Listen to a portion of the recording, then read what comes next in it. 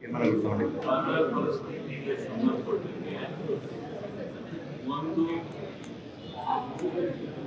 Insurance ಅನ್ನ ಜರೂರಾಗಿ ಜಾಗೃತೆಯಾಗಿ ರೈತರಿಗೆ ತಲುಪಿಸ್ತಕ್ಕಂಥದ್ದಕ್ಕೆ ಅತಿ ಜರೂರಾಗಿ ಕೆಲಸವನ್ನು ಮಾಡಬೇಕು ಅಂತಕ್ಕಂಥ ಒಂದು ಕಡೆ ತೀರ್ಮಾನವನ್ನು ಎಲ್ಲ ಅಧಿಕಾರಿಗಳಿಗೆ ನಿರ್ದೇಶನವನ್ನು ಕೊಟ್ಟಿದ್ದೇನೆ.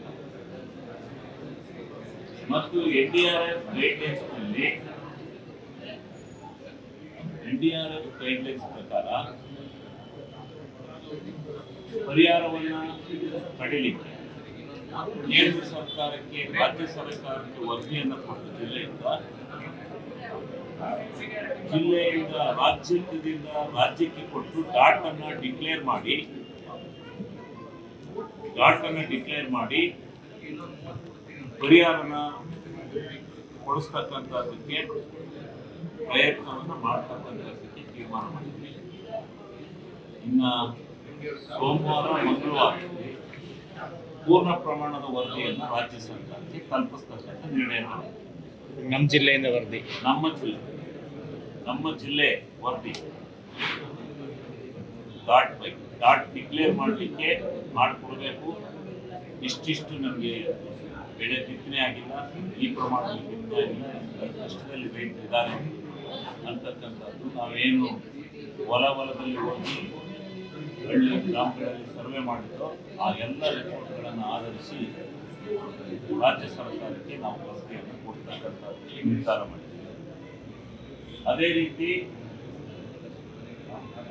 ಏನು ಇನ್ಶೂರೆನ್ಸ್ ಅನ್ನು ಕಟ್ಟಿರ್ತಕ್ಕಂಥ ರೈತರಿಗೆ ಪ್ರಾಮಾಣಿಕವಾಗಿ ಅವರಿಗೆ ಇನ್ಶೂರೆನ್ಸ್ ಅನ್ನು ತಲುಪಿಸ್ತಕ್ಕಂಥ ನಿಟ್ಟಿನಲ್ಲಿ ಅಧಿಕಾರಿಗಳು ಸಮರ್ಪಕವಾದಂಥ ಕೆಲಸವನ್ನು ಮಾಡಬೇಕು ಅನ್ನೋ ನಿರ್ಣಯವನ್ನು ತೆಗೆದುಕೊಂಡಿದ್ದಾರೆ. ನಮ್ಮ ಜಿಲ್ಲೆಯಲ್ಲಿ ಬಹುತೇಕ ಎಲ್ಲ ತಾಲೂಕಲ್ಲೂ ಬಿತ್ತನೆ ಕಾರ್ಯನೇ ಆಗಿಲ್ಲ.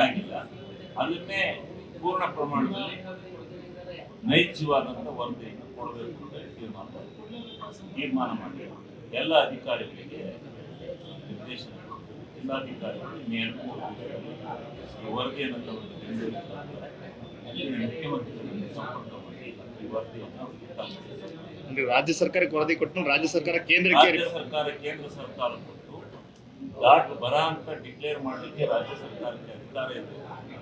ಕೇಂದ್ರ ಸರ್ಕಾರ ಆ ವರದಿಯನ್ನು ಆಧರಿಸಿ ಇದೆಲ್ಲ ತಂಡಗಳನ್ನು ಪರೀಕ್ಷೆ ಮಾಡಿದೆ. ಆ ತಂಡಕ್ಕೂ ವರದಿ ಕೊಡ್ತೇವೆ. ಡಾಟ್ ಅಂತ ಡಿಕ್ಲೇರ್ ಆಗಿದೆ. NDRF ಗೈಡ್ಲೈನ್ಸ್ ಪ್ರಕಾರ ಬರ್ತಕ್ಕಂಥ ಪರಿಹಾರವನ್ನು ನಾವು ರೈತರಿಗೆ ಕೊಡ್ತೇವೆ. ಸರಿ, ಕೆಲವು ತಾಲೂಕಲ್ಲಿ ರೈತರು ಇನ್ನೂ ಕೂಡ ವಿಮಾ ಹಣ ಕಟ್ಟಲಿಲ್ಲ, ಕೆಲವು ತಾಲೂಕನ್ನ ಕಟ್ಟಿಲ್ಲ.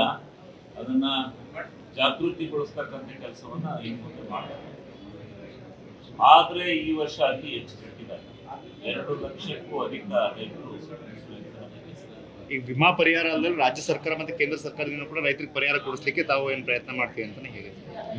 ವಿಮಾ ಪರಿಹಾರದ ಜೊತೆಗೆ NDRF ಗೈಡ್ಲೈನ್ಸ್ ಪ್ರಕಾರ ಡಾಟ್ ಡಿಕ್ಲರೇಷನ್ ಮಾಡಿಸಿ ಅದ್ರ ಮುಖಾಂತರ ರೈತರಿಗೆ ಪರಿಹಾರ ಕೊಡಿಸೋದಕ್ಕೆ ಪ್ರಯತ್ನ ಮಾಡ್ತಾರೆ.